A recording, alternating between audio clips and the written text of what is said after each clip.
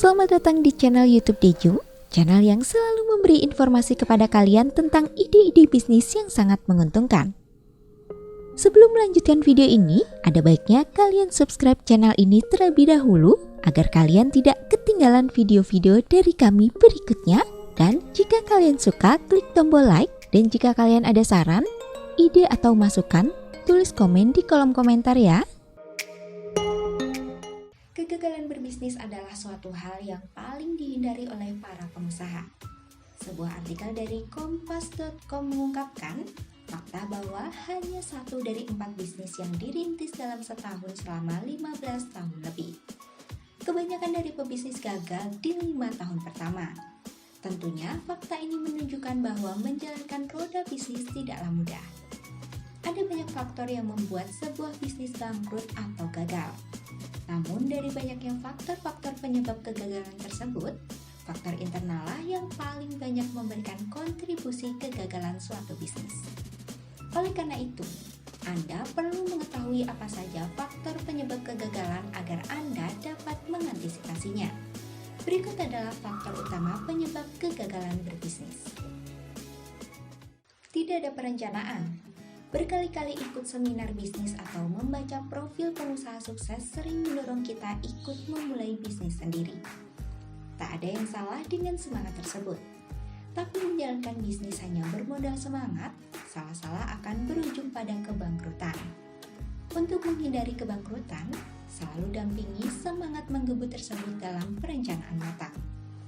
Tentukan dulu visi, misi, dan tujuan bisnis yang akan Anda geluti, termasuk menggali informasi lebih banyak tentang seluk-beluk bisnis tersebut, bagaimana dan di mana membeli bahan bakunya, siapa yang akan menjadi konsumen, serta di mana dan bagaimana memasarkannya.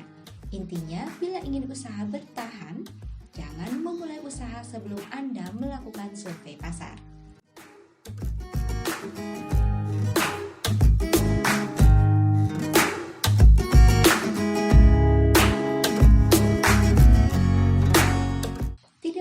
Riset pasar. Ibarat kita akan berperang, kita harus mencari tahu tentang kondisi medan agar kita dapat mempersiapkan segala sesuatunya untuk dapat meraih kemenangan. Begitu pula ketika menjalankan sebuah bisnis. Mencari tahu kondisi pasar atau melakukan riset pasar adalah salah satu persiapan yang wajib dilakukan oleh pengusaha. Dengan melakukan riset pasar, kita akan tahu tentang bagaimana produk di pasaran atau bagaimana respon masyarakat tentang produk Anda. Anda tidak mau kan menjual produk gagal? Oleh karena itu, lakukanlah riset pasar. Riset pasar bisa dilakukan dengan memantau perkembangan masyarakat melalui berita di media-media atau meminta ahli riset pasar untuk melakukannya.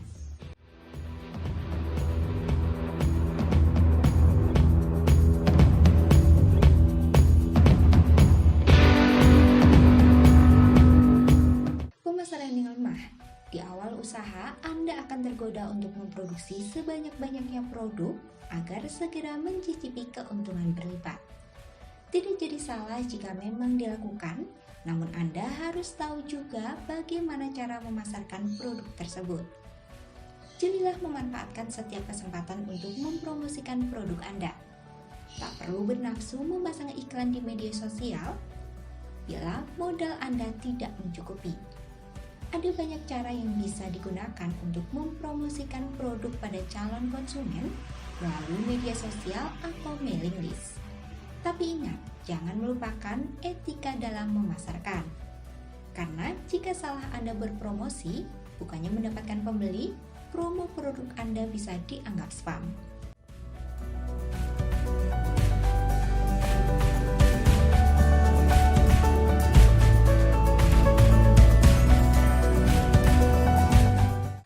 Yang buruk bukan berarti kita harus memiliki latar belakang manajemen atau akuntansi untuk menjadi pebisnis sukses. Kita bisa belajar membuat arsip dan catatan yang baik setiap transaksi yang terjadi. Tak ada salahnya juga bila Anda membuat catatan rinci seputar tahapan apa saja yang sudah dilakukan. Dengan pencatatan yang baik, kita bisa mengevaluasi apakah bisnis yang sudah berjalan semakin dekat dengan keuntungan berlipat atau justru ancaman jurang kebangkrutan.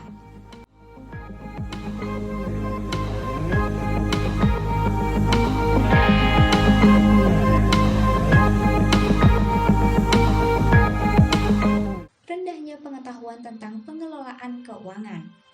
Salah satu inti dari mengelola sebuah bisnis adalah mengelola keuangan perusahaan agar roda bisnis dapat terus berjalan. Pencatatan dan pembukuan setiap transaksi yang dilakukan oleh perusahaan hingga melahirkan laporan keuangan perusahaan adalah usaha pengelolaan keuangan. Dengan mengetahui laporan seorang pengusaha dapat mengambil keputusan yang tepat untuk mengelola keuangan dan menjalankan roda bisnisnya. Namun jika seorang pengusaha tidak memiliki pemahaman tentang ini, ibarat balapan mobil tidak isi bensin. Oleh karena itu, pengusaha harus memiliki setidaknya pengetahuan dasar tentang mengelola keuangan. Belajar dari internet secara otodidak atau dari praktisi akuntan jika mampu.